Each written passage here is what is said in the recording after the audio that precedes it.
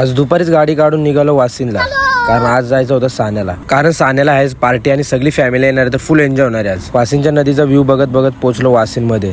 तर रोहित भेटला तिथे, रोहितला हाय केला आणि गेलो गाडीमध्ये. जरा पेट्रोल टाकल्यानं पोहोचलो साण्याला. आणि जय भाई तर आमचा बसला होता, आजारी होता बिचारा. कावशी मस्ती केली आणि परत आलो वाशिंदमध्ये. आणि येऊन पोहोचलो टॅटूच्या शॉपवरती.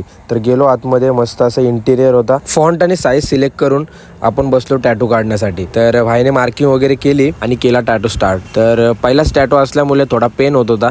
तर फायनली आपला टॅटू रेडी झाला आणि आपण निघालो घरी. तर घरच्यांचे खूप असे फोन आले, कारण कोणालाच माहित नाही आम्ही टॅटू काढायला आलो. तर केक वगैरे घेतला आणि निघालो घरी. तर आलो घरी आणि इकडे सगळ्यांचा खायचं काम चालू होता. केक वगैरे काढले, आधीच उशीर झाला होता, मग केला सेलिब्रेशन स्टार्ट. जो टॅटू आपण काढण्यासाठी गेलो होतो तो बर्थडे साठी सरप्राईज होता.